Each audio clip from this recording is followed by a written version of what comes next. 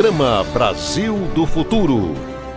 Notícia, opinião, as personalidades mais importantes e relevantes do cenário político passam por aqui.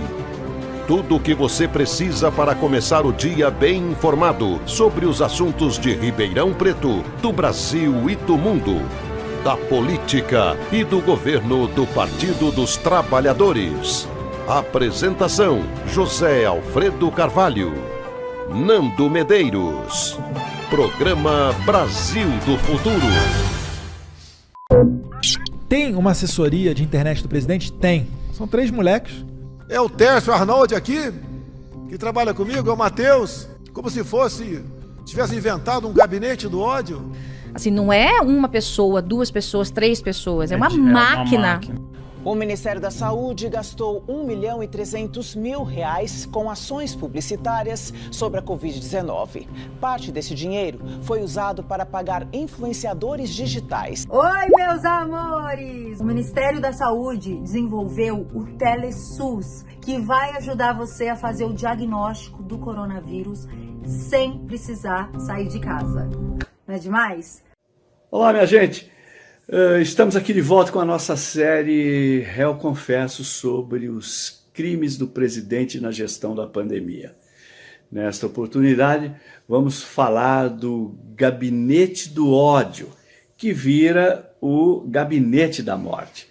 Jair Bolsonaro usou as redes sociais para amplificar as mentiras sobre a pandemia que tem contado aos brasileiros. O que esperar de um governo que chegou ao poder com a ajuda de fake news disparadas massivamente pela internet, como denunciado pela Folha de São Paulo ainda antes do segundo turno das eleições de 2018? Tudo menos a verdade, né? Desde que tomou posse, Jair Bolsonaro lançou mão da estratégia de usar os meios digitais para propagar mentiras e atacar adversários, contando com um conjunto de estratégias que vai de mensagens viralizadas por robôs a influenciadores sempre prontos a repetir as mentiras do atual presidente. A essa grande e articulada estrutura deu-se o nome de Gabinete do Ódio, que acabou gerando uma CPI, a CPI das fake news, e uma investigação autorizada pelo Supremo Tribunal Federal, que já levou à prisão alguns desses influenciadores. Desde a chegada da Covid-19, essa rede da mentira se prestou a um papel ainda mais perverso, como escreveu a própria Casa Civil da Presidência no documento em que elenca os crimes do Executivo na pandemia. Abre aspas. O governo federal fabricou e disseminou fake news sobre a pandemia por intermédio do seu gabinete do ódio. Fecha aspas. Depois de decidir que tentaria implementar a imunidade de rebanho sem vacinação no país, Bolsonaro precisava convencer os brasileiros de que, inevitavelmente, 60% ou 70% da população seria infectada. Para isso, lançou mão de uma estratégia combinada. Enquanto ele assumiu o papel de garoto propaganda do negacionismo, como mostramos na primeira matéria desta série Réu Confesso, as redes sociais se encarregavam de fortalecer seu discurso enganador, que provocou centenas de milhares de mortes.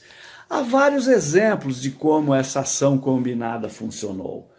Um deles ocorreu em 24 de março de 2020, quando Jair Bolsonaro fez seu primeiro pronunciamento oficial à nação após o início da pandemia. Nele, adotou um discurso contrário ao que defendia o Ministério da Saúde, chamou a Covid-19 de gripezinha e disse que o país não podia parar, lema de uma campanha que lançaria dias depois. Imediatamente após a fala de Bolsonaro, as redes sociais foram invadidas por hashtags: o Brasil não pode parar, e Bolsonaro tem razão, que se tornaram alguns dos assuntos mais postados no Twitter, como revelou reportagem da agência pública. Ao lado dessas expressões, outras eram turbinadas pela estrutura digital do governo, como impeachment Dória, impeachment Witzel e fora Mandetta. O ataque a governadores, aliás, foi uma constante, como ocorreu com o governador do Piauí, Wellington Dias, do Partido dos Trabalhadores. Outro exemplo ocorreu após o STF dar a governadores e prefeitos o direito de adotar medidas de combate ao novo coronavírus, definindo que a prevenção à Covid deveria ser realizada pelos governos federal, estaduais e municipais. Bolsonaro, então, passou a dizer de forma mentirosa que a decisão o impedia de agir. Abre aspas.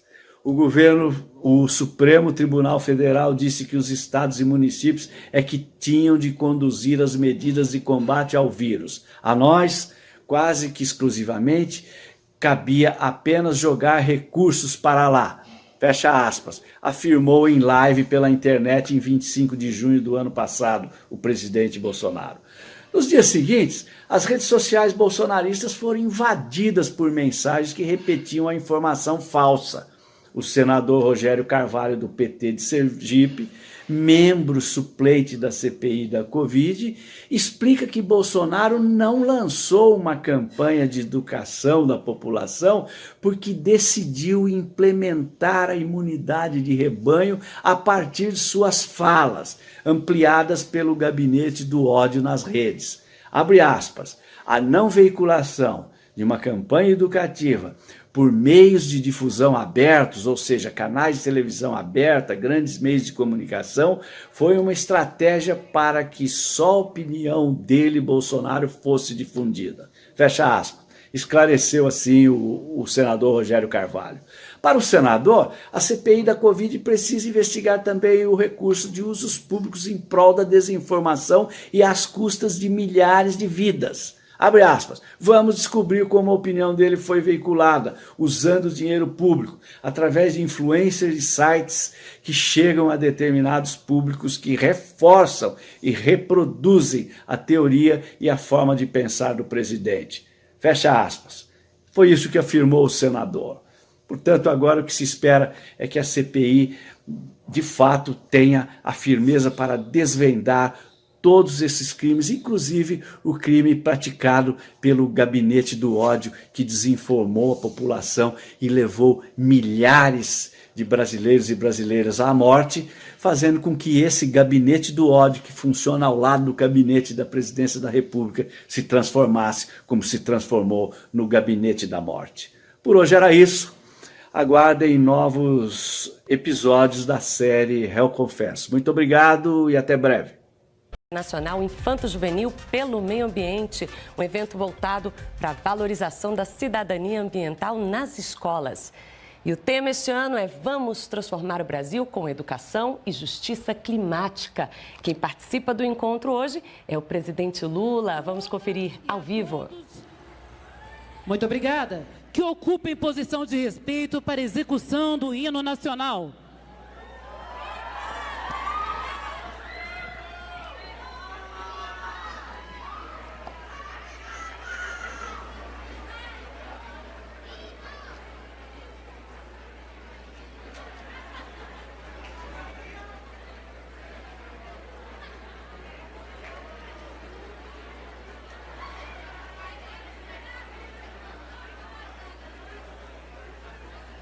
Você confere imagens ao vivo de Lusiânia. Vamos acompanhar o hino nacional.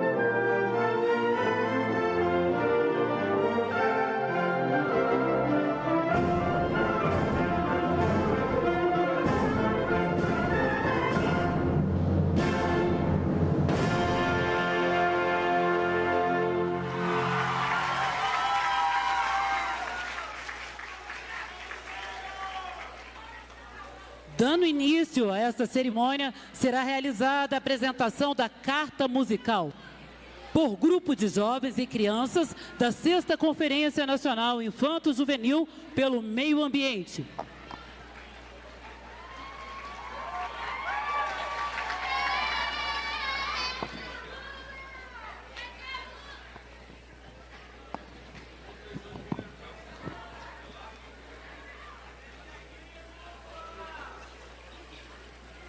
Testando, testando, ei, ei, ei,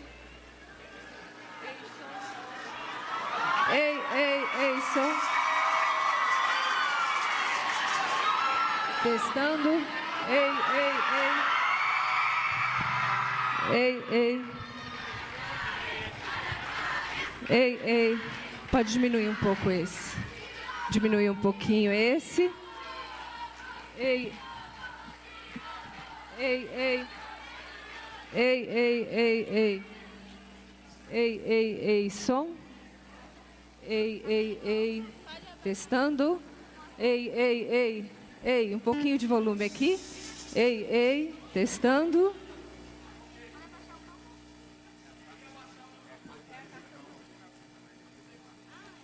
Quem é que vai aqui? Você? Vou chamar os Valentina. Valentina chamar os meninos. Não, que é alto. Aqueles livros pra ele autografar pra mim. Você falou com ele? Falei. Aqui é o nome da escola. Oi. Ei, testando, som. Testando. Ei. Bom dia, pessoal. Bom dia. Para quem não sabe, essa música que nós vamos fazer agora foi feita nessa conferência, em 3 encontros. Esses aqui são verdadeiros artistas que compuseram essa canção e vamos com muita coragem cantá-la para vocês, beleza?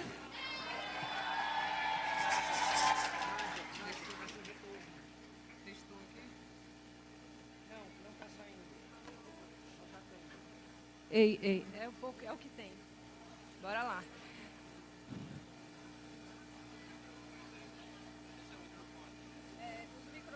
Os microfones dos meninos que vão solar, faltam 2, por favor. Se puder subir um pouquinho o retorno também, ajuda bastante.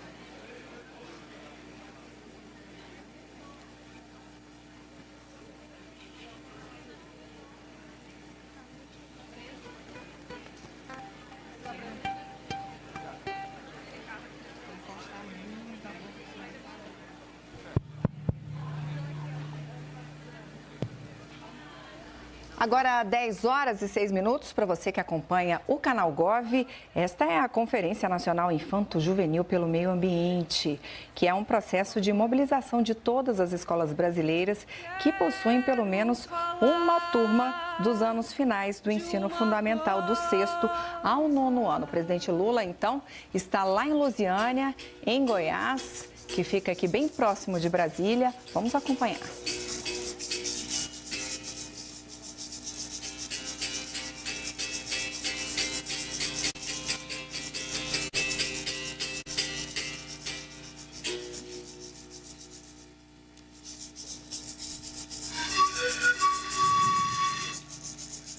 Carieté, Coque, Cumã, Tupã, rei!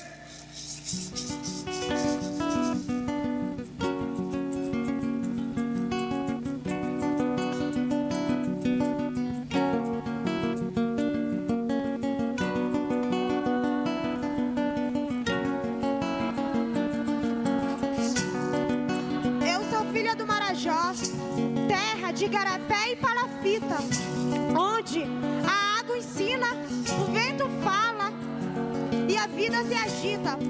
Do açaí roxinho, do cupuaçu e do tucupi, aprendi que cuidar da terra é trampo pai d'égua. Trago no meu peito sonho e esperança sem igual, porque jovem bom nasce pra resistir. Na conferência encontrei meu chão sagrado, aonde a minha voz tem vez, aonde mãe menino e maninha tem vez, e o futuro se fala por nós. Cada ideia é semente, cada gesto é canção, e a luta socioambiental bate forte no coração. Aprendi que rio é vida, que peixe é história, que mato e periferia guardo memória, que o boto e a matinta, que a iara e o curupira e a cobra grande também protege a floresta. Eles ensinam pra molecada o respeito ao mato e ao mangue, para preservar a nossa Amazônia, para preservar a terra que gira. A nossa juventude se levanta com tinta, com barro na mão, para proteger a água, a floresta e todo o chão sagrado.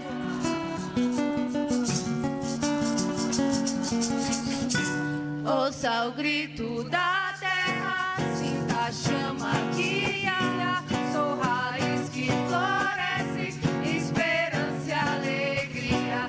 Ouça o grito da terra, sinta a chama que guia, sou raiz que floresce, esperança e alegria.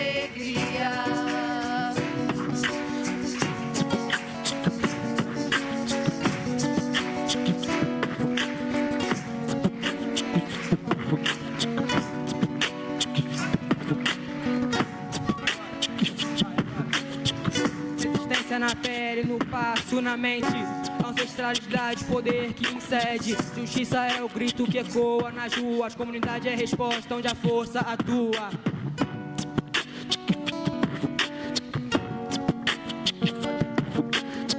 Nosso povo é forte, não teme o futuro, carrega no peito o passado mais puro, raiz que se espalha, que brota na terra, somos a nossa guardião da terra.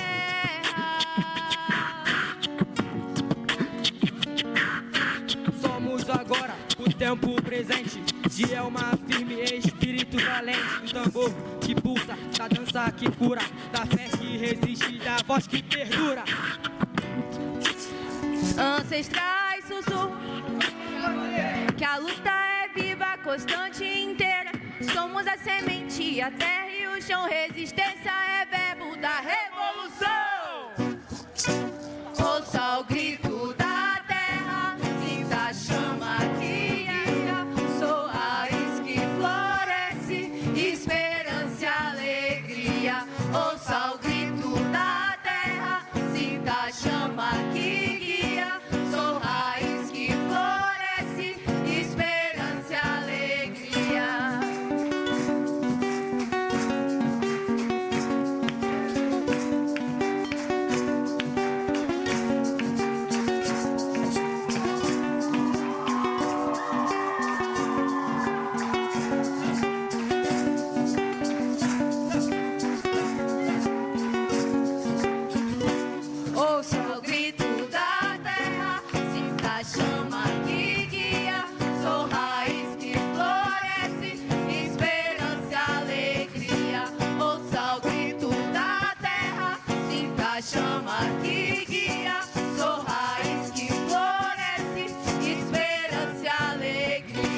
Ouça o grito. Canta com a gente, conferência! Que guia, sou raiz que floresce, esperança e alegria. Ouça o grito da terra, sinta a chama que guia. Sou raiz que floresce, esperança e alegria.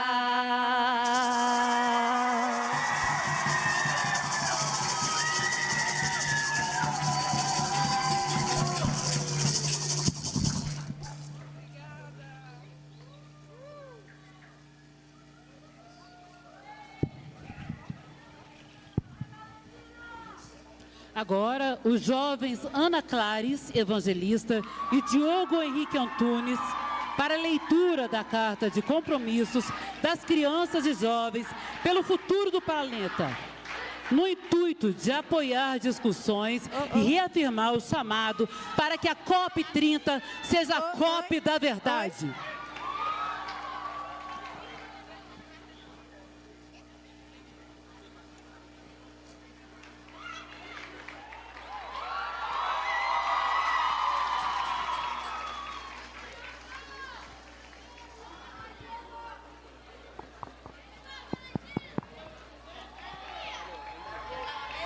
Você que acompanha a gente aí pelo canal Gov, você está vendo aí as crianças que estão lá nesta Conferência Nacional Infanto-Juvenil pelo Meio Ambiente. Eles fizeram uma carta musical muito bem executada. A ministra do Meio Ambiente e Mudança do Clima, Marina Silva, bem emocionada em assistir a apresentação. E agora eles vão entregar ao presidente, então, uma carta de compromisso das crianças. É isso que a gente está acompanhando aí agora, o presidente cumprimentando, né, as crianças e adolescentes que fizeram a apresentação, o ministro da Secretaria-Geral da Presidência da República, Márcio Macedo, também o ministro da Educação, Camilo Santana. E aí agora a expectativa, então, para a leitura dessa carta de compromissos das crianças agora, aí com o meio ambiente. Vamos acompanhar. Ana Clares Evangelista e Diogo Henrique Antunes para a leitura da carta de compromissos das crianças e jovens pelo futuro do planeta, no intuito de apoiar discussões e afirmar o chamado para que a COP30 seja a COP da verdade.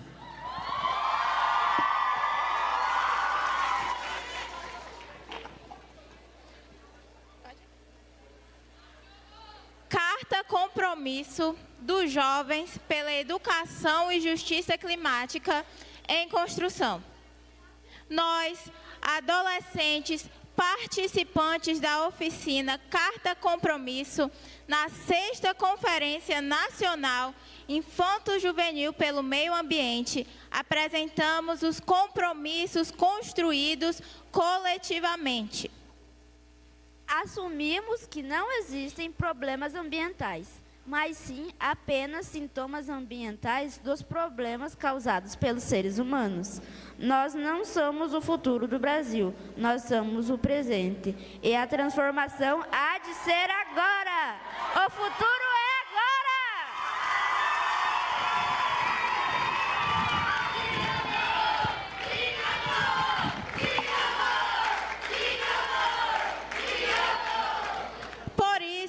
Nos comprometemos a apoiar a luta e resistência de povos indígenas, comunidades quilombolas, agricultores familiares, pois é essencial para qualquer transformação social e ambiental por meio de suas tecnologias ancestrais.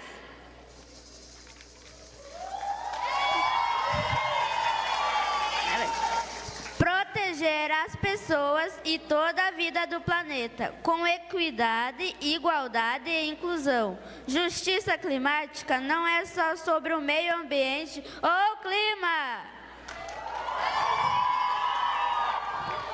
Ampliar a nossa capacidade de prevenção de riscos, assumindo que a consciência das diferentes vulnerabilidades nos torna mais humanos, verdadeiros e potentes para lidar com os impactos dos desastres climáticos. Respeitar profundamente a diversidade de gênero, raça, sexualidade, LGBTQIAPN+, e as pessoas com deficiência, surdos, com foco na equidade. Essa atitude é vital para lutar contra qualquer forma de desigualdade e construir uma sociedade justa e de paz. Regenerar a vida na Terra com base no diálogo entre os saberes ancestrais e os conhecimentos científicos. Ouvir cada comunidade, ribeirinhas, periféricas, aldeia, favela, assentamento, que são aquelas que menos contribuem para as causas e as que mais sofrem com as consequências do clima.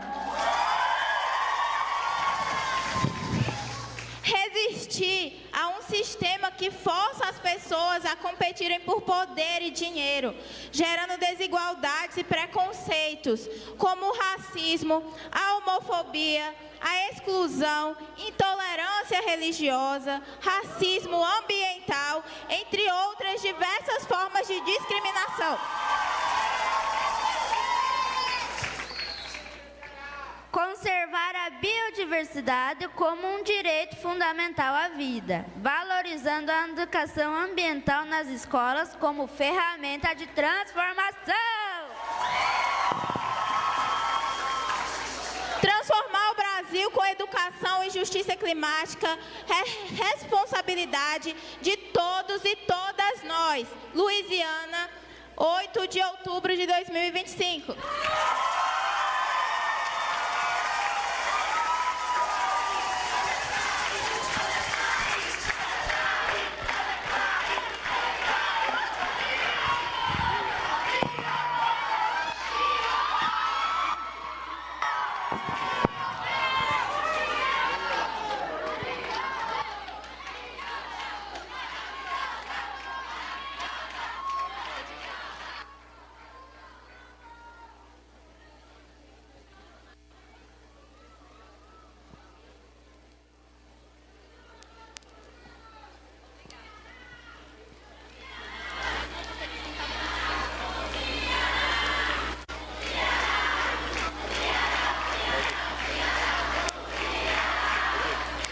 Faz uso da palavra o ministro da Secretaria-Geral da Presidência da República, o senhor Márcio Macedo.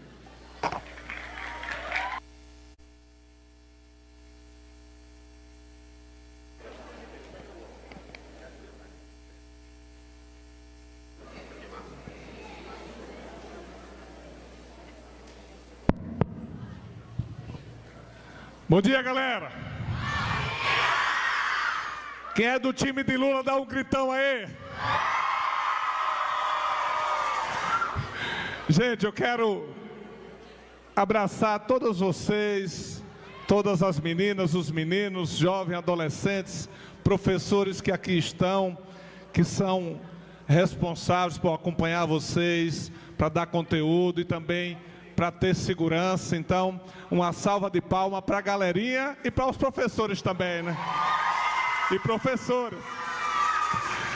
E eu quero cumprimentar aqui esse que é o maior presidente da história do Brasil, Luiz Inácio Lula da Silva. Abraçar esse meu querido amigo, colega de sonhos de lutas, o ministro da Educação, Camilo Santana. Abraçar essa ministra, colega querida, que é referência para todos nós da área ambiental, Marina Silva. Agradecer aqui a presença desse parceiro que representa a Unicef, Joaquim Gonzalez. Obrigado pela sua presença. E abraçar cada companheirinho e cada companheirinha de vocês que estão aqui representando aqui na mesa, para essa mesa ficar mais bonita. Diogo Henrique, Ana da Silva, Eli Carla, Liane, Beatriz, Pedro, Breno, Diego, Fernando, Francisco e Gabriel. Olha, eu só queria falar para vocês uma coisa, presidente. Essa conferência aqui é a 20ª conferência já realizada depois que o senhor assumiu a presidência da República. Nós passamos durante 6 anos sem acontecer nenhuma conferência no nosso país. O presidente chegou, determinou que retomasse as conferências e nós já estamos na 20ª.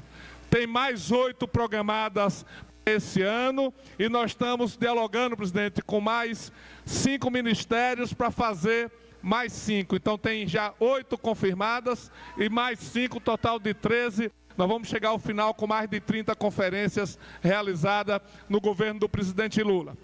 E eu queria dizer da importância disso aqui, contando apenas uma história.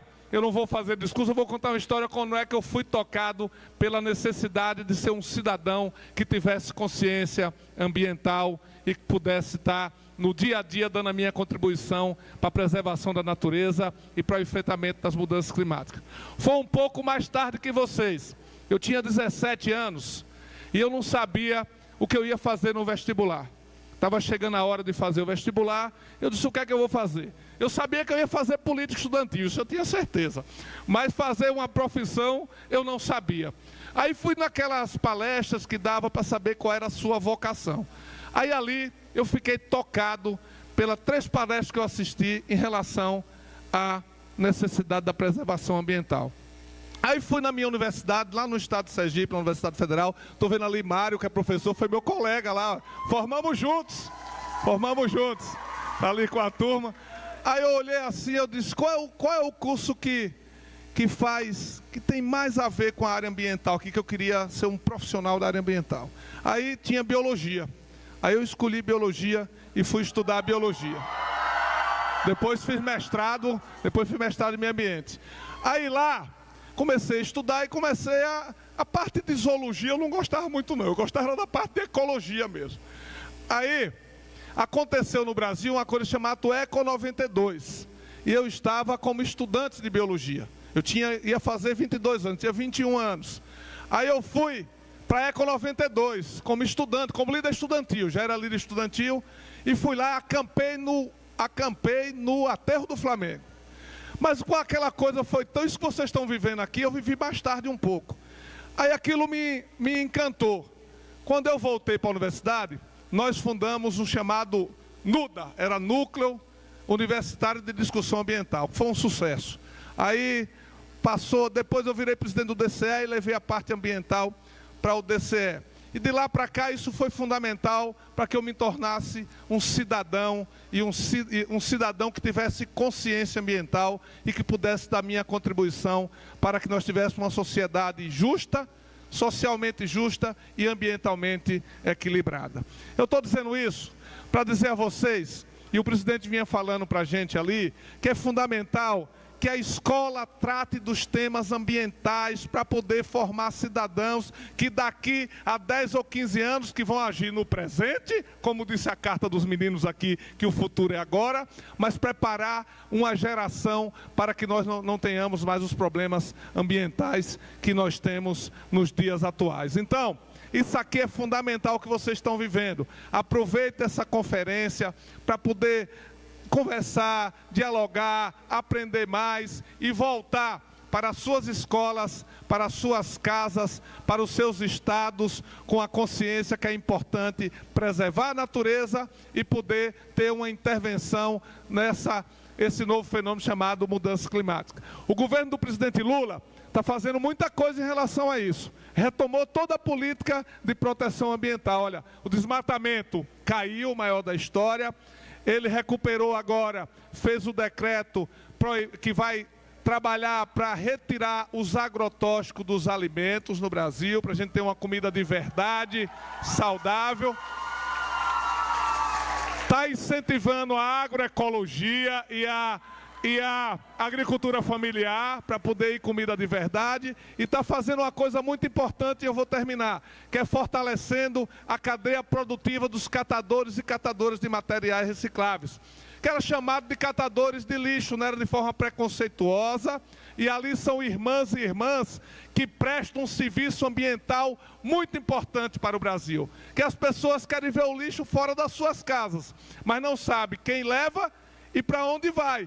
Então nós temos que tratar que tem uma destinação correta e fortalecer aqueles irmãos e irmãs que tratam da catação do lixo para que a nossa cidade sejam cidades limpas e o meio ambiente sustentado. Então, eu quero desejar a vocês uma excelente conferência, que debatam, que discutam e que possam vocês contribuírem para um futuro melhor e para um presente melhor ainda. Um beijo no coração de todos.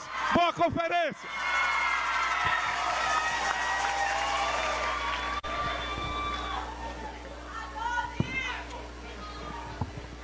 Pronuncia-se o ministro da Educação, o senhor Camilo Santana.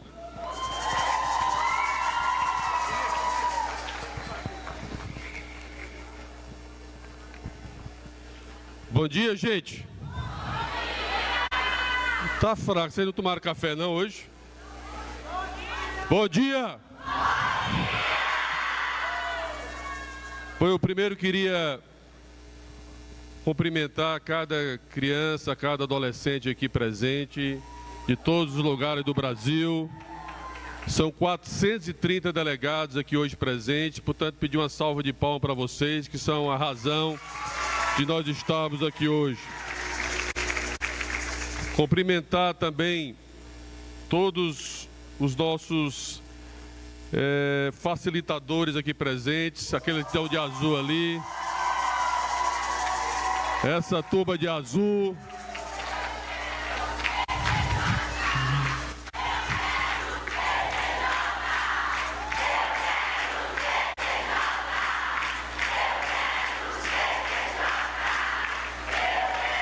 Parabéns. E queria cumprimentar, pedindo permissão aqui, antes de cumprimentar o presidente, pedir uma salva de palmas a todos os professores e professoras aqui presentes e os professores e professoras do Brasil. Eu tive a honra, hoje é dia do nordestino, presidente.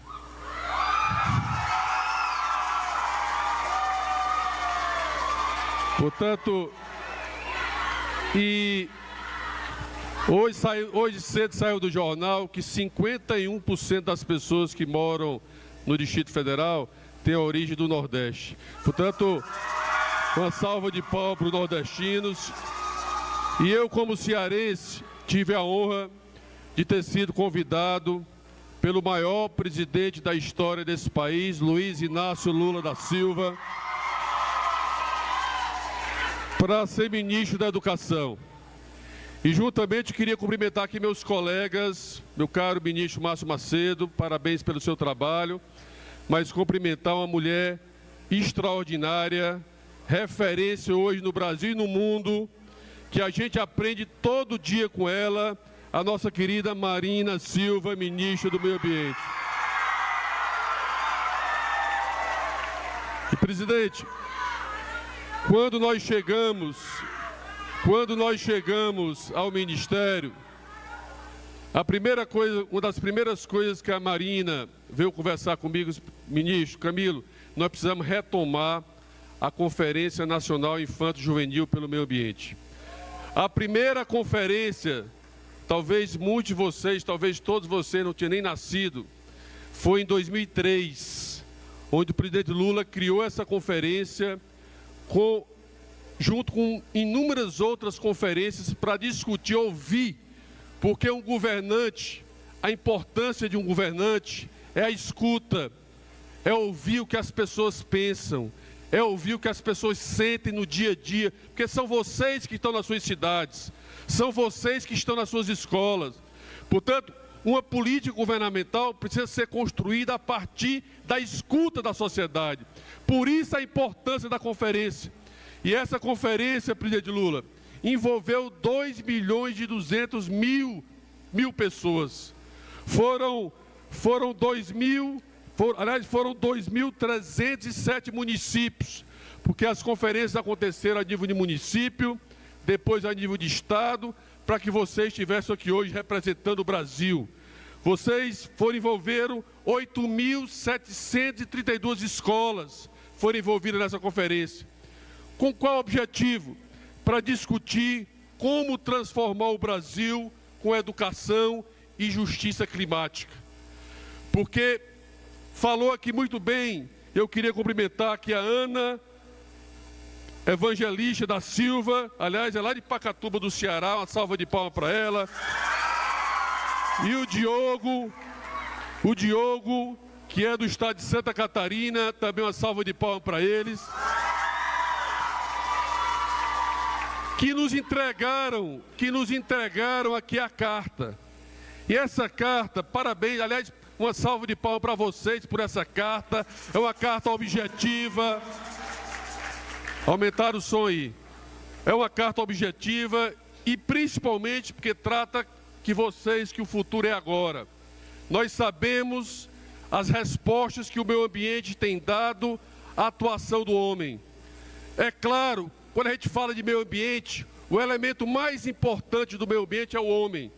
É preciso preservar a natureza, mas é preciso cuidar das pessoas, cuidar das comunidades indígenas. E aqui eu queria de forma muito especial cumprimentar aqui também o Davi Copenhaua, aqui representando toda a comunidade, o líder indígena aqui presente.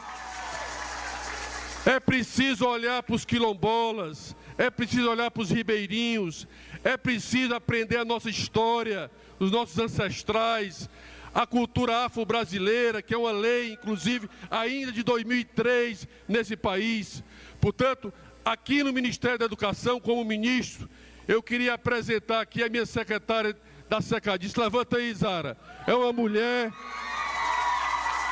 Essa secretaria tinha sido extinta no governo passado. A primeira ação que o presidente fez foi restabelecer essa secretaria, porque ela cuida das desigualdades, ela cuida da equidade, ela cuida da inclusão, ela cuida dos povos indígenas, ela cuida da alfabetização de jovens e adultos. Portanto, é essa secretaria. E eu quero dizer uma coisa para a rede escolar. Pela primeira vez na história do Fundeb, presidente, nós mudamos os fatores de ponderação do Fundeb. O que é isso? É aquele valor que o município recebe todo ano, o valor aluno que o município e o Estado recebem para manter as escolas funcionando. Pela primeira vez nós aumentamos o valor para as escolas indígenas, para as escolas quilombolas, para as escolas do campo, para as escolas com pessoas com deficiência, para olhar a importância da equidade e da inclusão das nossas crianças e jovens nas nossas escolas brasileiras. Eu queria aqui cumprimentar ele que representa aqui a Unicef do Brasil, aqui o nosso querido Joaquim Gonzalez Alemã, é isso? Representando, uma salva de palmas aqui para ele, que faz um grande trabalho. E quero, presidente, dizer que com essa carta, a importância de discutir esse tema nas escolas. Foi o ano inteiro de discussão nas escolas brasileiras, mas esse tema tem que ser permanente, tem que ser em todos os níveis escolares. Para isso, a formação de professores, para isso, os conselhos escolares, envolver a comunidade do bairro, envolver a comunidade da cidade, envolver os pais. É impressionante como a criança, o filho e a filha vai para casa e como mexe na consciência dos pais em relação ao meio ambiente. Portanto, eu queria aqui dizer que vocês é um processo transformador. Vocês fazem parte desse processo transformador de cuidar da nossa terra, de cuidar do planeta, de cuidar do meio ambiente. E essa aqui, presidente, é uma conferência de um ciclo preparatório para a COP30, que vai ocorrer em Belém no mês que vem.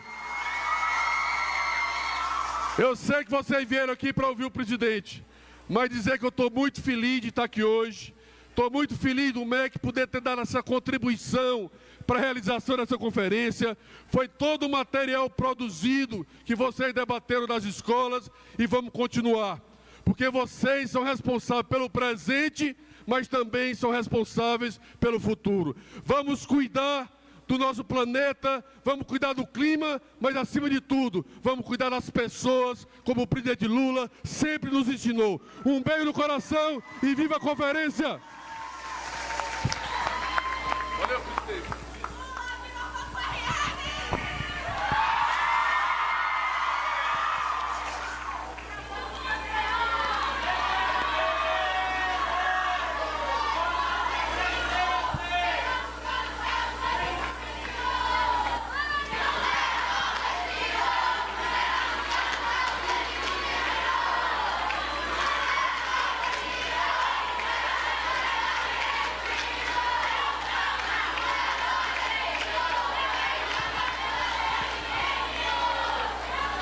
Agora, ouve-se a ministra do Meio Ambiente e Mudança do Clima, a senhora Marina Silva.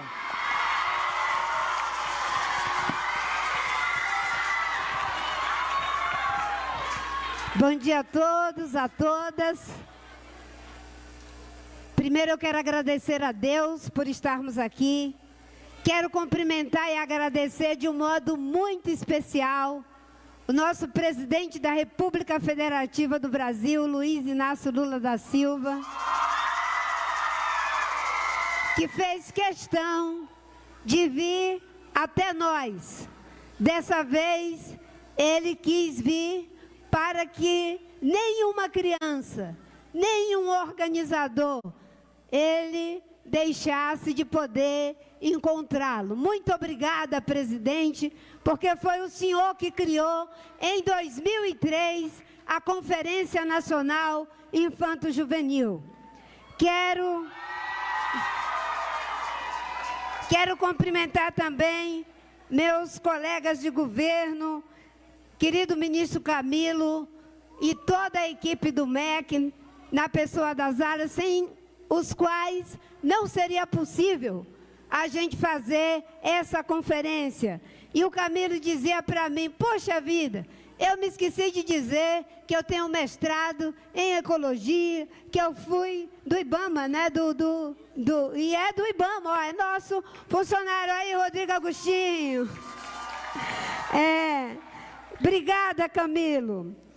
Meu companheiro Márcio Macedo, que é responsável dentro do governo por uma diretriz muito cara a nós do Ministério e que o presidente Lula encampou para todo o governo, que é a parte de controle e participação social.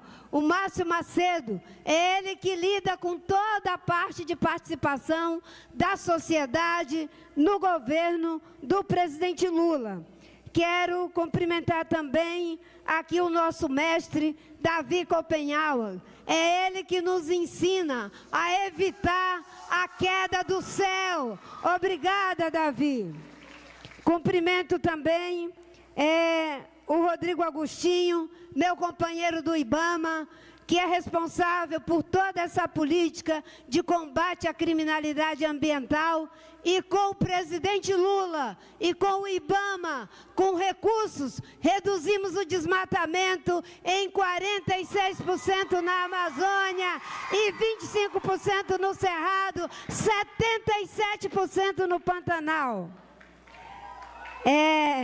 Também quero cumprimentar aqui a todos que fizeram a leitura da carta compromisso, que está ainda em processo de feitura. O que foi lido aqui foram os princípios, os valores que norteiam a carta compromisso e que vocês fazem diferente. Em vez de dizer para o presidente o que ele deve fazer, vocês sempre dizem o que vocês estão fazendo e o que vocês estão comprometidos em fazer. Cumprimento também a comissão organizadora. Sem vocês seria impossível. Os facilitadores, Jovem Educa Jovem. Uma geração aprende com a outra. Cumprimento também companheiro Joaquim Gonçalves, representante da Unicef aqui no Brasil. Todos aqueles que fizeram aqui a carta compromisso musical, foi muito bonito a gente ver uma carta cantada. Eu que sou filha de nordestino do Ceará, Camilo, de uma voz cearense, o som parecendo quase uma toada, nos levou para uma outra dimensão do que é o compromisso. Quero cumprimentar de um modo especial o professor Marco Sorrentino, do Departamento de Educação Ambiental do Ministério do Meio Ambiente. Levanta, Marco. A Neuzinha, aqui, a nossa mãe d'água da conferência, a Raquel Trasbeda. Cadê a Raquel? Levanta, Raquel, que criou toda a metodologia dessa conferência em parceria com nossos companheiros do MEC. Quero agradecer a todos vocês, Ana e Evangelista, Diego Henrique Antunes, Beatriz de Andrade, Breno de Souza, Diego Fernandes, Elicarla Silva, Francisco Gêmeo, Gabriel Ribeiro, Liane Ferreira, Pedro Ferreira. Olha, eu não tenho palavras para dizer a emoção que é a gente estar recebendo essa energia boa, que vem das raízes mais profundas do Brasil. O jovem, tem um amigo nosso que o senhor conheceu, que já nos deixou, estou vendo ali o diretor do Serviço Florestal Brasileiro, Garo Batmanhã, que está ali, lá atrás. Tem muita gente aqui junto com vocês. Mas o Marcos Afonso, presidente, que era do PCdoB, um companheiro nosso, que infelizmente já nos deixou tão jovem, mas ele dizia que os jovens são as melhores mensagens. As crianças, os adolescentes, são as melhores mensagens que nós podemos enviar para o futuro.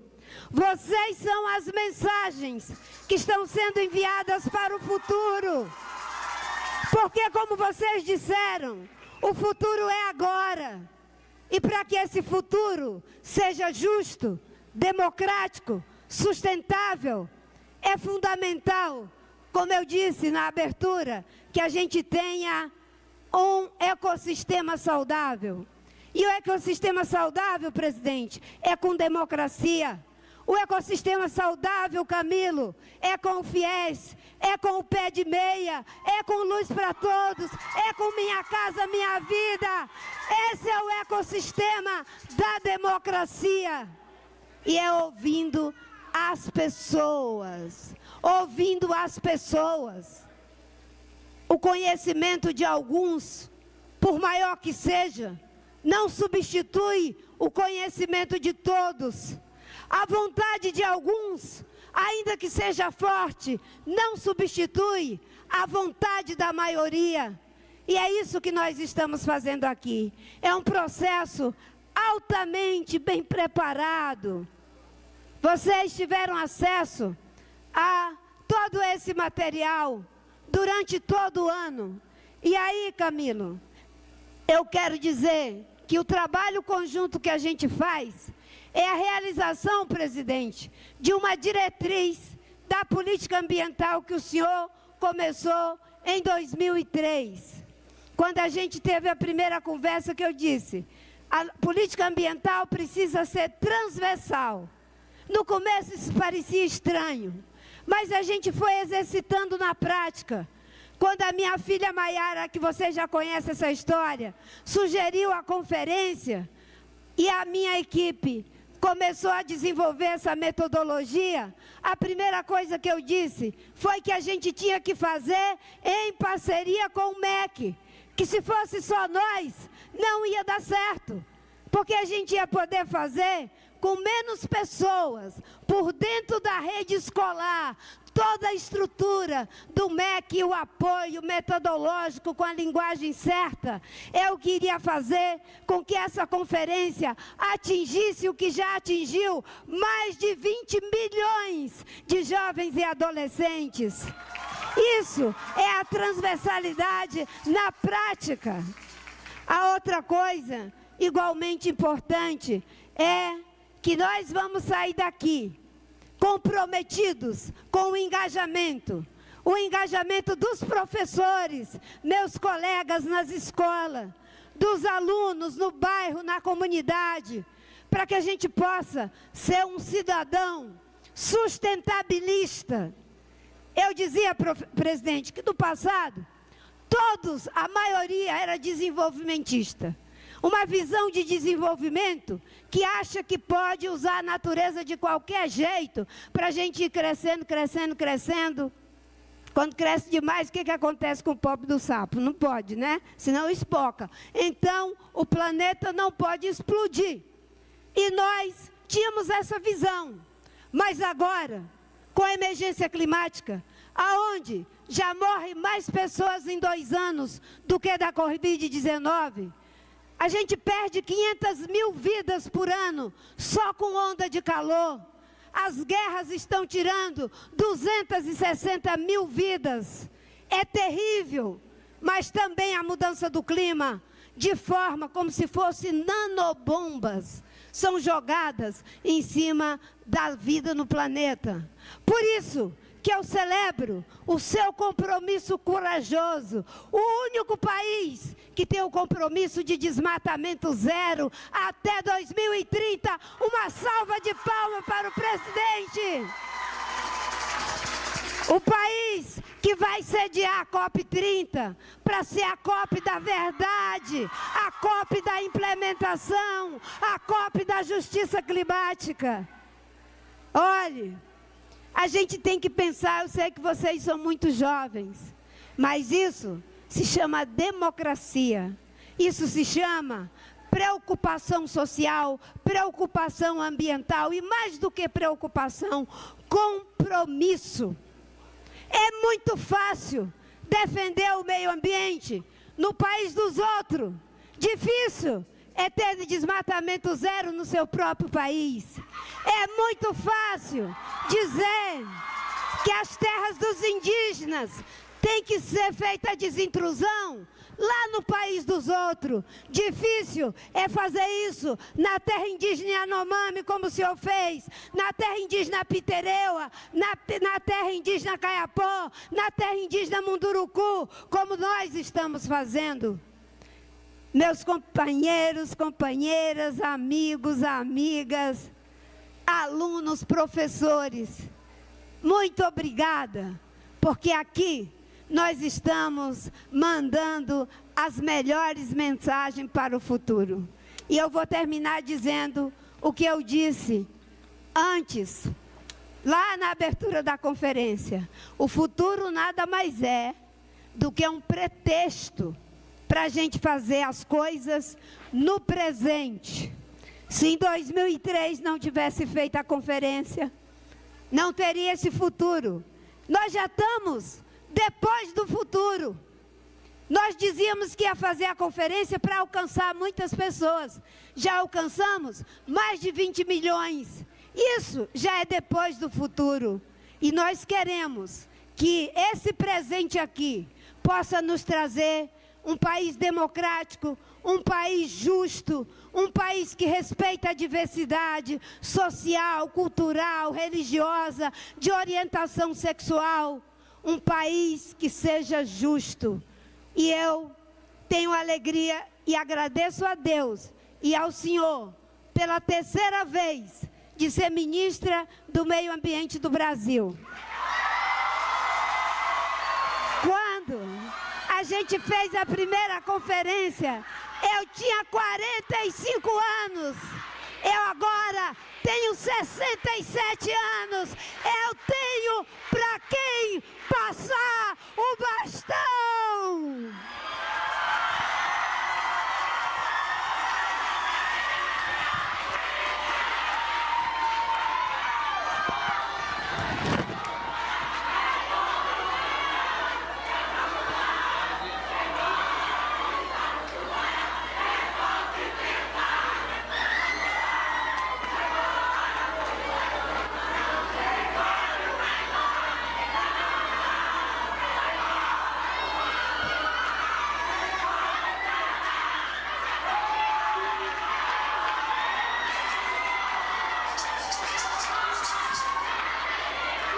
Senhoras e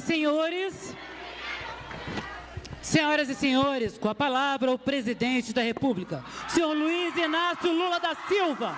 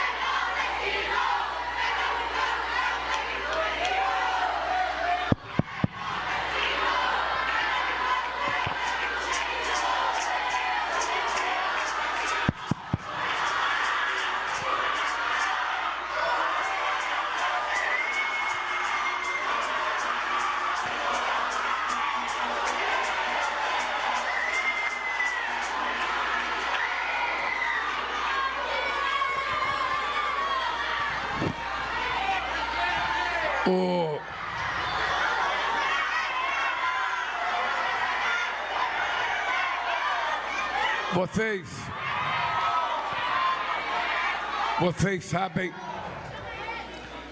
que o dia de hoje é um dia de aprendizado para nós que somos um pouco mais velhos do que vocês. Nós estamos vivendo um momento na humanidade em que é a primeira vez que em muitas coisas um jovem sabe mais do que seu pai, sabe mais do que seu avô, sabe mais do que sua mãe. Há algum tempo atrás, toda a sabedoria e todo o conhecimento, a gente sempre achava que os mais velhos sabiam mais. E essa revolução digital da humanidade, ela permite que uma criança de 6 anos de idade saiba manusear um controle remoto infinitamente mais do que o pai, do que a mãe, do que o avô, do que a avó. Vocês devem ter experiência quando a avó de vocês quer mudar o canal. Sabe, querido, vem aqui mudar o canal. Querido, eu quero ver tal filme. Querido, eu quero ver tal jogo. A coisa está tão difícil, Marina, que hoje, uma pessoa de mais idade, se quer ver um jogo do seu time, muitas vezes ele não consegue ver, porque é um canal que não existe na regra normal de televisão. Você tem que entrar no YouTube e procurar um canal para você ver um jogo. Então eu já vi muita gente reclamando, não consegui ver o jogo do Corinthians porque passou na TV não sei das quantas. Esse é um dado. O outro dado é a quantidade de informações que a humanidade recebe por segundo. Em nenhum momento da história da humanidade a gente foi tão massificado por uma quantidade de notícias e de informações que antes levava anos para a gente saber. Só para você ter ideia, no tempo que o Brasil tinha o imperador Dom Pedro, para ele fazer uma viagem daqui para a Europa, era uma viagem que levava entre ida e volta 6 meses.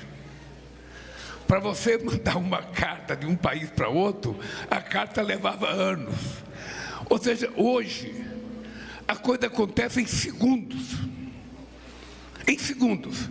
Por isso, Marino, que quando você falou do presente, eu falei para o Camilo, eu acho que não existe mais o verbo presente. É futuro e passado. Eu acabei de falar, já virou passado. Não é mais presente. É tão...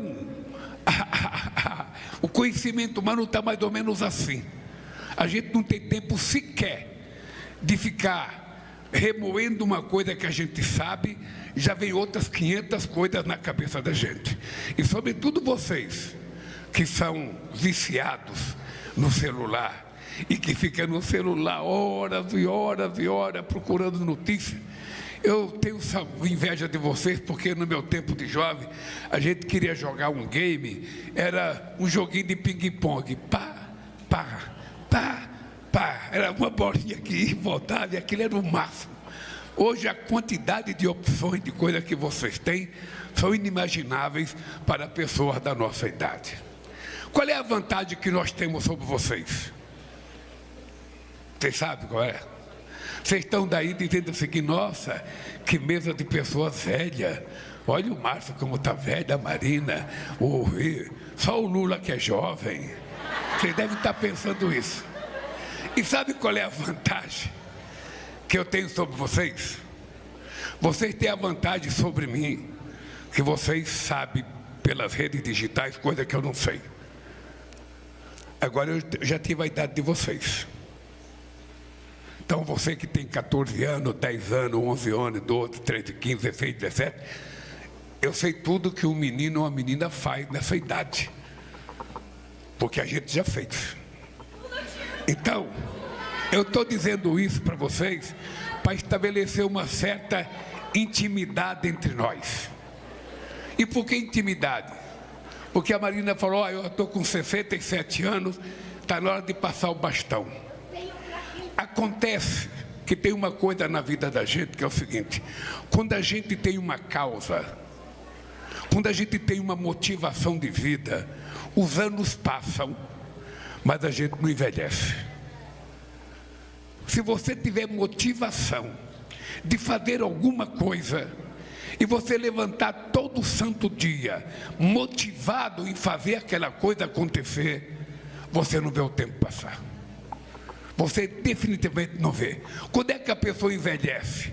Quando ela acha, eu não tenho mais nada para fazer, eu já estou aposentado, eu vou ficar em casa sentado no sofá, sabe? Eu não quero caminhar, porque caminhar cansa, sabe? Eu não vou na assembleia do sindicato, porque eu já conheço, eu não gosto de política, porque política ninguém presta. Quando a pessoa está assim, aí ela envelhece rápido. Fica uma pessoa azeda, uma pessoa resmunguenta, uma pessoa que ninguém quer ficar perto, porque ninguém quer ficar perto de uma pessoa desagradável, não é isso?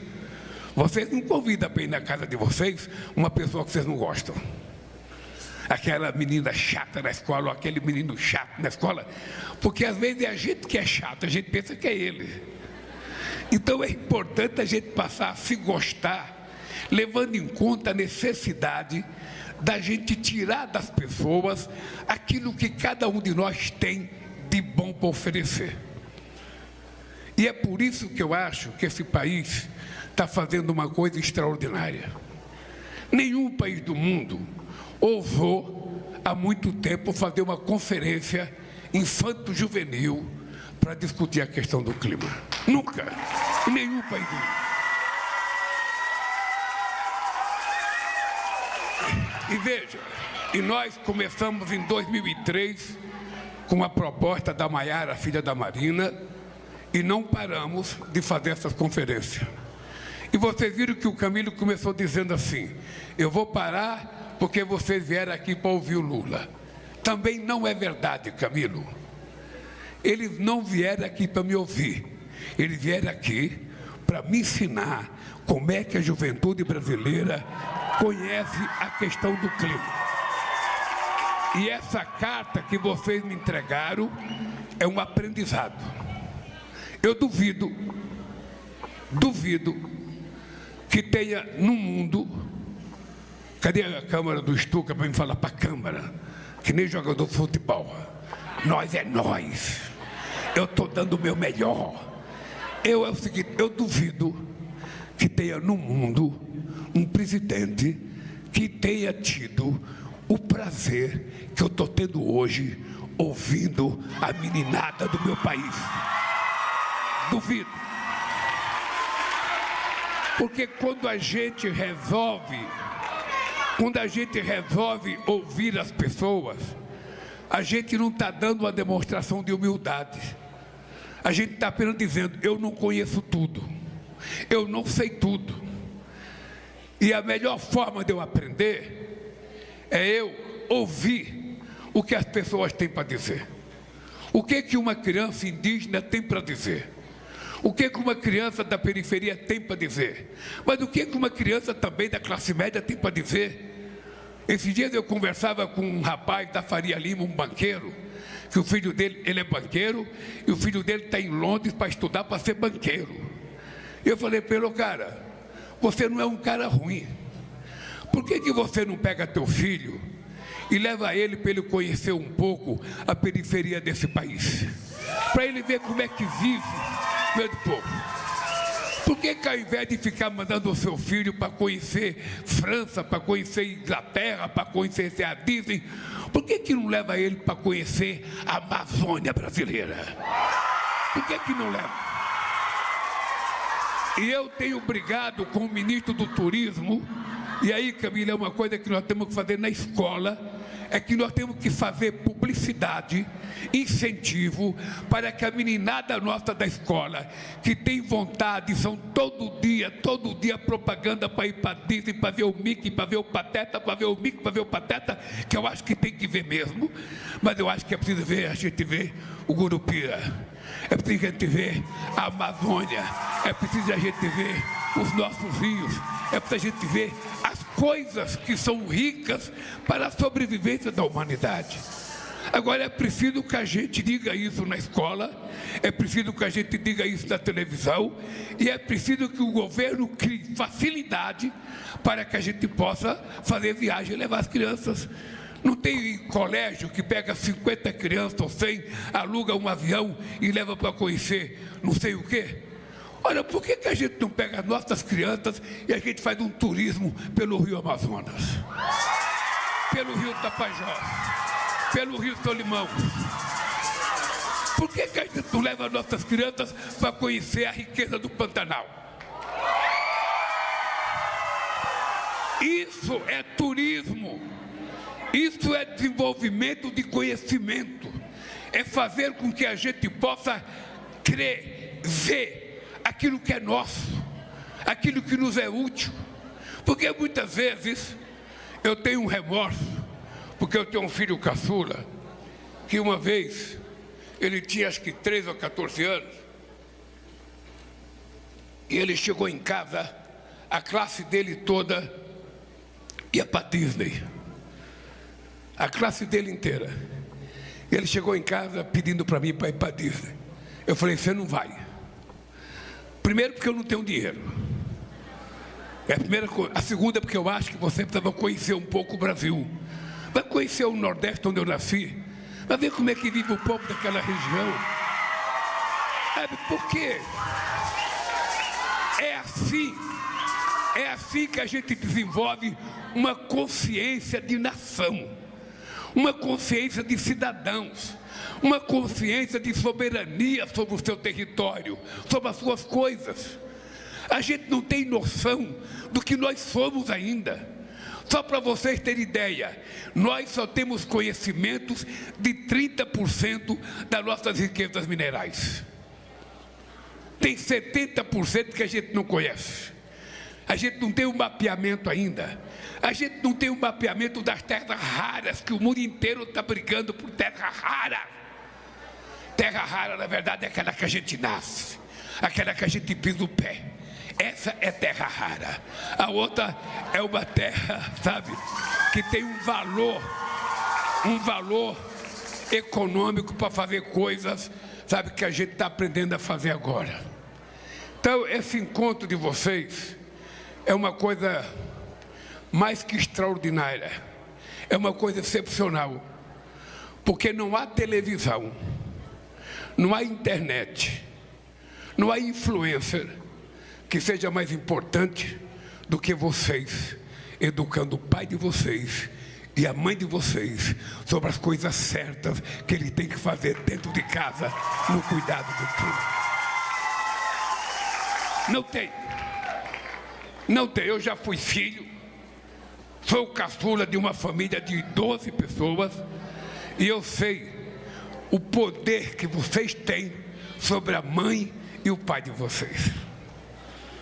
Sobretudo se for caçulinha, sobretudo se for o dengoso da família ou a dengosa da família.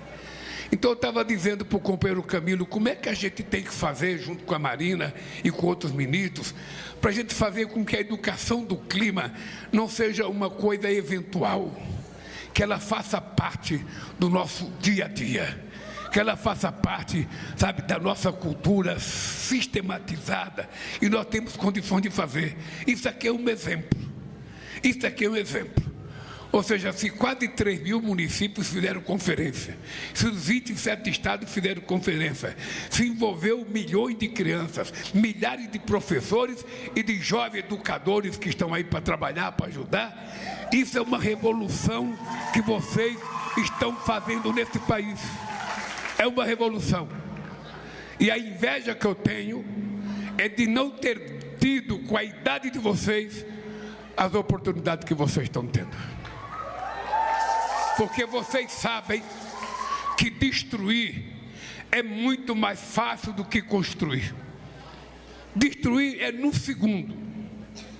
Você vê nas guerras a facilidade que eles têm de destruir casa, de destruir ponte que você levou uma vida inteira para fazer, de destruir ferrovia que você levou, e mais grave, destruir vidas que não tem retorno. Uma ponte custa, mas você refaz, uma ferrovia você refaz, e uma vida. O que é que você vai fazer com as milhares de mulheres que morreram na faixa de Gaza, mulheres e crianças inocentes? O que é que você vai fazer com as pessoas que foram assassinadas pelo Hamas em Tel Aviv? O que é que você vai fazer? Essas vidas você não recupera. Sabe, então, vocês estão fazendo uma pequena revolução nesse país. E eu só tenho a agradecer vocês. Eu só tenho a agradecer pela lição. Eu vou chegar na ONU com essa carta de vocês. Eu vou chegar na ONU. A Marina vai me ajudar. Dia 5 ou 6, ou 6 e 7, nós vamos ter a reunião de chefe de Estado na cidade de Belém. E eu quero entregar uma carta dessa, Marina, para cada presidente de país estrangeiro que chegar aqui no Brasil. Eu quero que eles saibam o grau de maturidade política do nosso jovem. Eu quero que eles saibam o grau de maturidade climática que tem o nosso jovem. Porque tem muito presidente que não tem noção de quanto gás de efeito estufa uma bomba solta no planeta. É a pessoa que não tem noção. Só para vocês terem uma noção, o ano passado foi investido 2 trilhões e 700 bilhões de dólares em armas. E você tem 760 milhões de pessoas que vão dormir toda noite sem ter o que comer. É esse mundo que nós temos que mudar. É esse mundo que vocês estão contribuindo para que a gente possa mudar. E ninguém pode dar lição ao Brasil sobre a questão do clima. Nós não somos os donos da verdade. Nós não sabemos tudo. E nós não podemos tudo. Mas não tem ninguém fazendo mais do que nós com a dedicação que nós estamos fazendo. E isso é por causa desse aprendizado que eu vim aqui hoje. Eu, na verdade, deveria ter ficado calado, agradecer a carta e ir embora. Mas eu não podia fazer isso, porque eu queria dizer para vocês que hoje aconteceu outra coisa fantástica, que não é climática, mas é uma limpeza nesse país. Só para você ter ideia, hoje teve uma operação da Polícia Federal e da Polícia Civil dos 27 estados para combater a exploração sexual infantil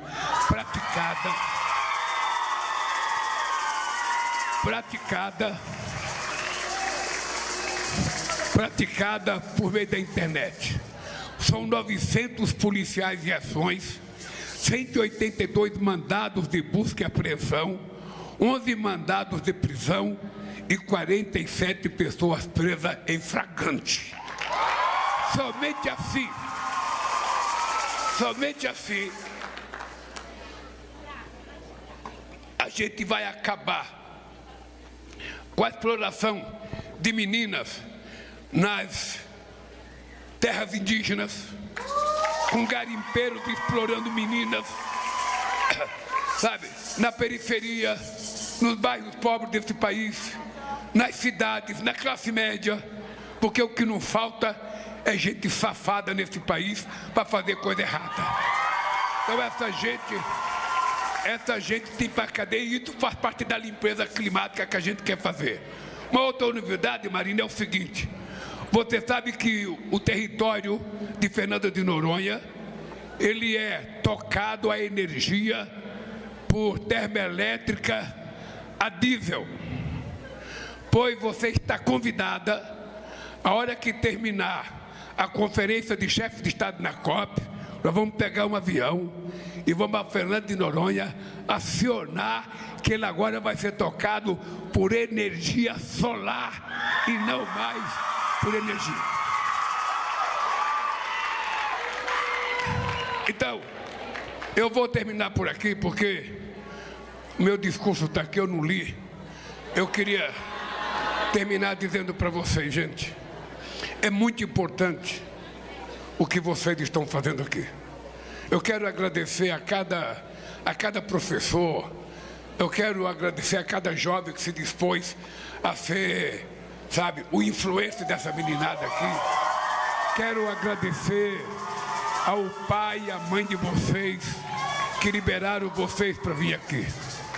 Eu posso dizer para vocês, isso aqui pode não ser a melhor coisa do mundo que vocês queriam fazer. Pode até não ser.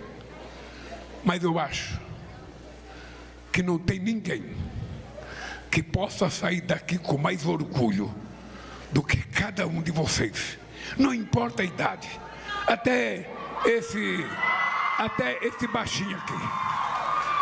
Porque o que vocês fizeram é um gesto para envergonhar gente grande. O que vocês fizeram é um gesto para que o presidente Lula veja, para que o presidente Trump veja, para que o Macron veja, para que o Xi Jinping veja, para que o Putin veja, para que todos os presidentes do mundo vejam. A solução do planeta está nas oportunidades que a gente garantir de participação dos nossos filhos, dos nossos netos e da nossa juventude. Um beijo no coração para todos vocês e que Deus nos abençoe.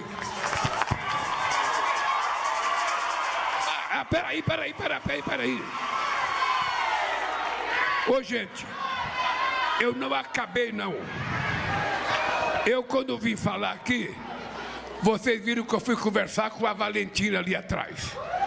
E a Valentina falou, presidente, deixa eu falar um pouquinho depois que o senhor falar.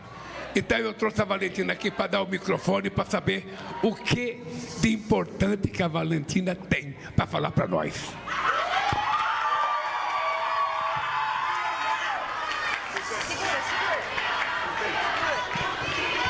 Bom dia!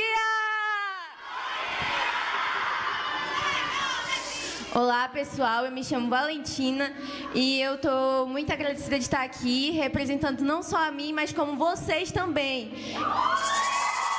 Quero estar primeiramente agradecendo a Deus, né, que nos concedeu este momento, que nos trouxe até aqui e que se não fosse Ele, nós não estaríamos aqui apreciando esse momento, não é verdade, pessoal? Quero também estar fazendo os consideramentos aqui à mesa, né? Aqui agradecendo a eles, o presidente Lula aqui, os jovens facilitadores, mas em exceção ao João, o Victor e a Maria. E também aos professores colaboradores que veio de lá de Macapá. Cadê a caravana de Macapá? Com o Misael e a professora Eliane Duarte.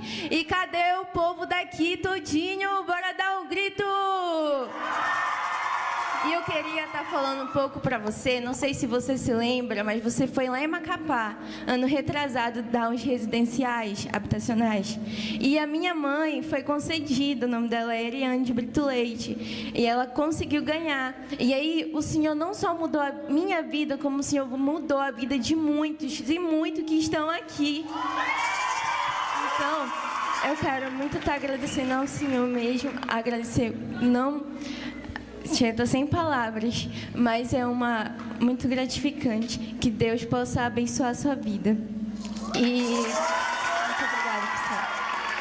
E também que vocês, jovens sonhadores, continuem com o sonho de vocês, porque vocês vão muito longe onde vocês pensam. A todos os estados, em nome de todos os estados, nós agradecemos muito. E eu queria também estar citando aqui o nome da minha igreja, lá em Macapá, que tem uma orquestra que viaja por todo mundo. Se o senhor quiser também, eu passo o número e quando eles vierem aqui em janeiro, a gente toca aqui o hino nacional também. E é isso aí, pessoal. A gente merece o futuro do nosso planeta. Muito obrigada. Muito bem, agora sim terminou o ato.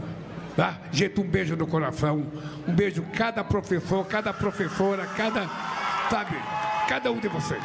Um beijo, que Deus nos abençoe. Tira a foto, Stuka.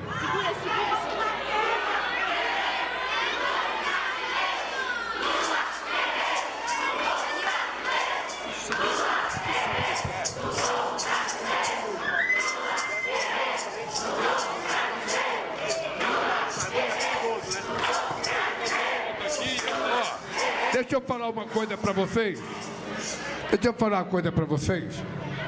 Eu quero evitar qualquer tumulto. Mas se vocês prometerem ficar onde vocês estão, eu queria pegar uma foto de todo mundo do jeito que estão. Ninguém precisava se mexer. O Stuka vai vir aqui para cima. Nós vamos descer aí, Marina, deu. Nós vamos ficar aqui perto de vocês. E ele vai tentar pegar uma foto para ver se pega todo mundo, para a gente fazer um pôster para entregar para cada um de vocês, tá bem?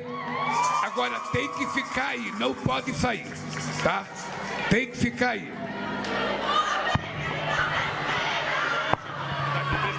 Presidente, quer por aqui ou lá, tanto faz? Vai lá, ministro. Olha só, pessoal, só um instantinho. É um voto de confiança, certo? Todo mundo vai ficar onde está. Essa máquina poderosa do Stuka faz uma panorâmica e pega todo mundo, tá bom? É isso aí.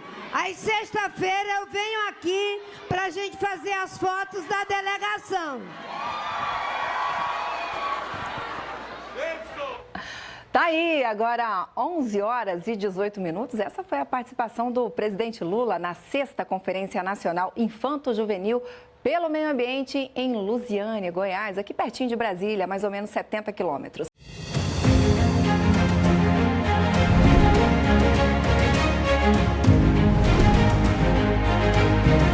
No programa de hoje você vai ver o que rolou no 28º Congresso da APEUESP. Vai assistir várias entrevistas exclusivas e vai saber da Comissão de Educação e Cultura da Alesp. Confira. O Hotel e Centro de Convenções Vale do Sol, aqui em Serra Negra, sediou entre os dias 25 e 27 de setembro o 28º Congresso Estadual da APEUESP. Foram 1.517 delegados das 95 subsedes da APEUESP do estado de São Paulo, 302 delegados da capital, 310 da Grande São Paulo e 905 do interior. O salão principal foi palco de debates sobre educação, sindicalismo e a conjuntura social e política, com a presença de diversos convidados. O congresso foi aberto com um seminário educacional que discutiu o papel da ciência e tecnologia e o uso autoritário das plataformas digitais na rede pública paulista. Mas nós temos um processo avançado aqui no Brasil, que é da plataformização, e que o interesse não é de fato a educação, garantir conhecimento, absolutamente. Ele tem o interesse de fazer uma passagem próxima, entre aspas, mais barata, porque não é, pelos números do custo das plataformas, tá certo? Mas, ao mesmo tempo, nós sabemos que tem a visão mercadológica da educação. E aí a gente tem que saber o seguinte, esse é o desafio. Como romper? É romper com o discurso de colocar aquilo que é inerente a nós, que é a pedagogia, que é a especificidade de ser professor. Nós não enquadramos em plataforma. Muitos falam, os meninos se enchem da plataforma, porque não. É porque, na verdade, Fernando Cássio, tira os moleques da escola, bota para ficar virando aquela plataforma e copiar. É pior do que era antes. Então, a partir desses indicadores, nós calculamos os indicadores de plataforma que a secretaria usa para tomar, por exemplo, a decisão de afastar diretores escolares. Vocês sabem que isso está acontecendo, inclusive diretores efetivos, que estão sendo removidos das suas escolas, né? Existe uma resolução, a resolução 4, que, a meu ver, é uma resolução ilegal, que autoriza a remoção de diretores efetivos das suas escolas, baseado nesses números, nos dados de uso e de tempo de uso de plataforma, o que é um absurdo. Eu comecei a estudar cérebro em 1970, estou estudando até hoje, e posso dizer com a maior tranquilidade que não tem ninguém na neurociências que possa legislar em cima da docência.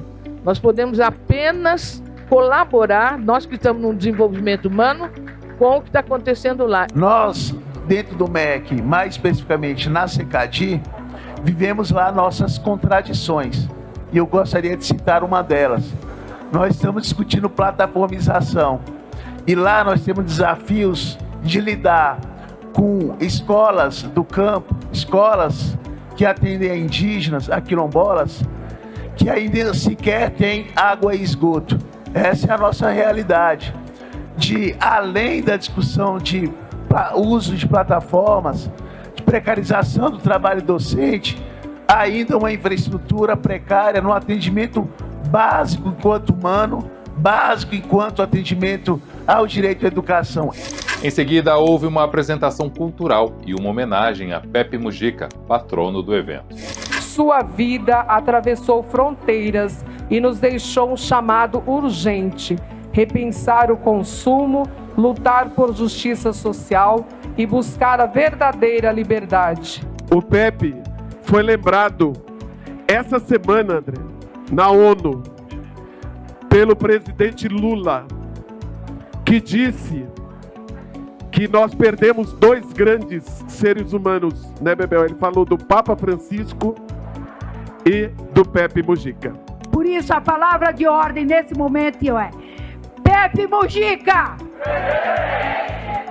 A abertura solene foi realizada com a presença de lideranças sindicais e políticas que levaram seu apoio às lutas da APUESP. Um dos maiores sindicatos do mundo e sempre teve uma participação muito efetiva nas lutas nacionais e aqui em particular, não só em defesa da categoria. Claro, é parte da luta sindical, mas na luta política. É um congresso em que nós estamos enfrentando talvez um dos momentos mais difíceis para a categoria de enfrentamento da continuidade do desmonte da educação, mas não só isso, do ataque direto aos profissionais da educação e a educação que nós acreditamos, né, que é uma educação includente. E ele, sempre que faz o seu congresso, os movimentos todos eles se apressam a participar, a dar opiniões, e tudo que é discutido aqui é levado para a sociedade e com certeza vai ser implementado, porque é um sindicato muito grande,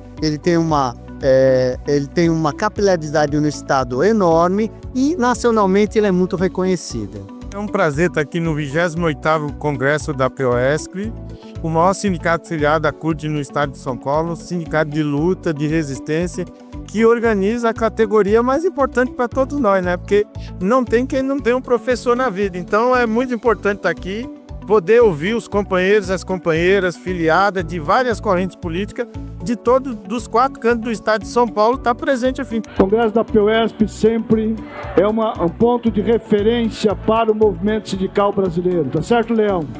Meu grande companheiro Leão, de longas datas, de boas lutas, e portanto eu não poderia deixar de estar presente. Trago um abraço do presidente Lula a todos os delegados e delegadas. O desafio de construir um projeto político sindical em uma conjuntura adversa foi o principal tema em debate durante todo o primeiro dia do Congresso.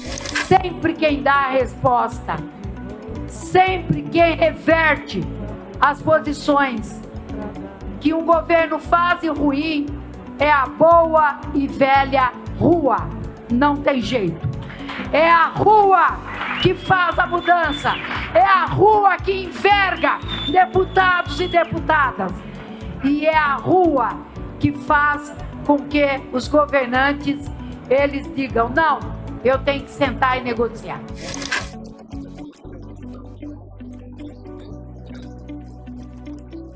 No próximo programa, você verá os principais momentos do segundo e terceiro dia do 28º Congresso da APUESP.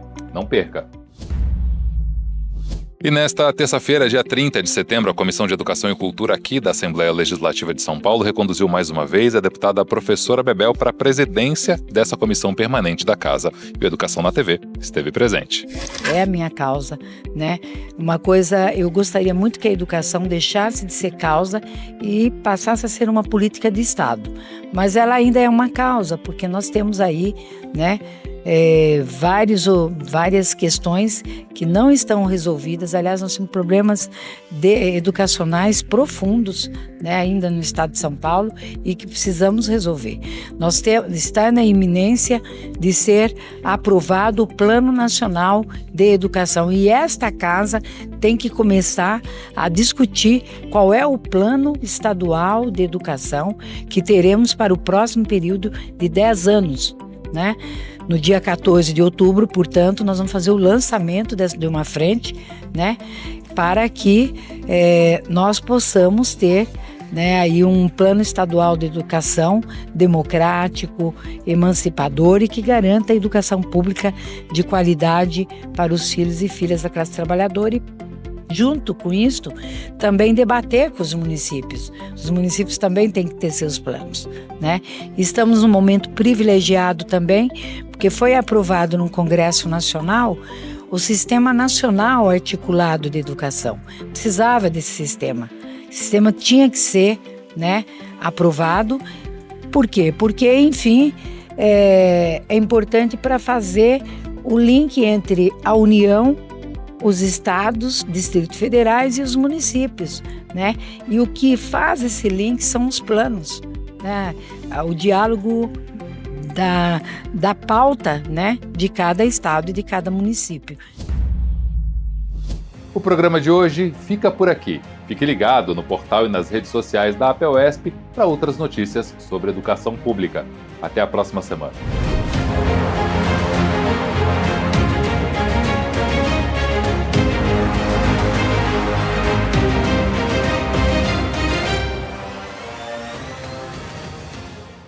Você sabe, na hora em que precisa, é com o PT que você pode contar.